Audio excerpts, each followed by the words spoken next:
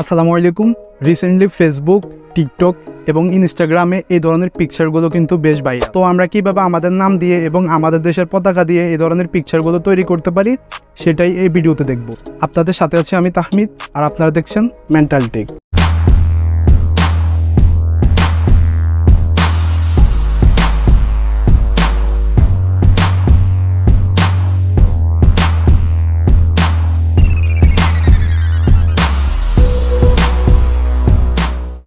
এই ধরনের পিকচারগুলো তৈরি করার জন্য আমরা আমাদের ফোনের ক্রোম ব্রাউজারটি ওপেন করব। ক্রোম ব্রাউজারটি ওপেন করার পর আমরা এখানে লিখব being AI image. Being AI image এটা লিখে আমরা এখানে সার্চ করে দেব। যখন আমরা বিং এআই ইমেজ লিখে সার্চ করব, প্রথমে একটি ওয়েবসাইট আসবে, image creator from Microsoft being. আমাদের কাজ হচ্ছে এই ওয়েবসাইটটিতে ক্লিক করা। আমরা যখন এই ওয়েবসাইটটিতে ক্লিক করব তখন আমাদের সামনে এরকম ইন্টারফেস আসবে। তো মূলত আমাদের এখানে লিখতে হবে আমরা কীরকম পিকচার চাচ্ছি। আমরা এখানে যেরকম লিখব ঠিক ওই রকম পিকচারগুলো এআই এর মাধ্যমে আমাদের ক্রিয়েট করে দেবে।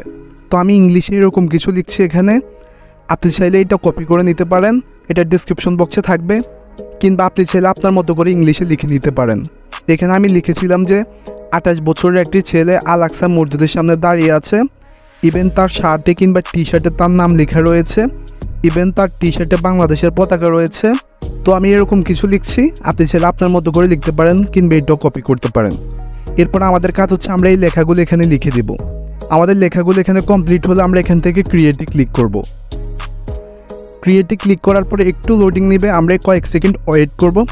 এরপরে দেখব যে আমাদের পিকচারগুলো ক্রিয়েট হয়ে গেছে। এই যে দেখতে পাচ্ছেন আমরা যেরকম লিখছিলাম আমাদের টি শার্টে বাংলাদেশের পতাকা থাকবে, ঠিক ওই রকম ক্রিয়েট করে দিয়েছে। ইভেন আমার নাম তাহমিদ থাকবে, আপনি দেখতে পাচ্ছেন আমি আমার নাম তাহমিদ দিয়েছিলাম, ওরা তাহমিদ ক্রিয়েট করে দিয়েছে। ইভেন আমি বাংলাদেশের পতাকার কথা বলছি, তারা পতাকাও এখানে দিয়ে দিয়েছে টি শার্টের মধ্যে।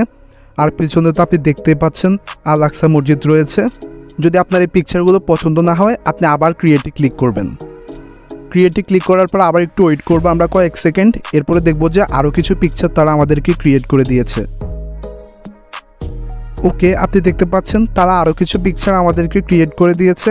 তো আপনার যে পিকচারটি পছন্দ হবে আপনি ওইটা ডাউনলোড করে নিতে পারেন। পিকচারগুলো ডাউনলোড করার জন্য পিকচারগুলোর উপর চাপ দিয়ে ধরবো। চাপ দিয়ে ধরার পর আমাদের সামনে এরকম আসবে, আমরা এখান থেকে ডাউনলোড ইমেজে ক্লিক করব। ডাউনলোড ইমেজে ক্লিক করার পর আমাদের ফটোটি অটোমেটিক ডাউনলোড হয়ে যেতে পারে, কিংবা ডাউনলোড অ্যাগেন চাইতে পারে। আমরা ডাউনলোড অ্যাগেনে ক্লিক করব। এরপরে দেখবেন আমাদের ফটোটি ডাউনলোড হয়ে গ্যালারিতে অ্যাড হয়ে গেছে।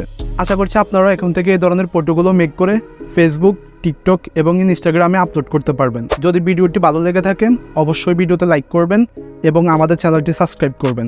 দেখা হচ্ছে পরবর্তী ভিডিওতে। আল্লাহ হাফেজ।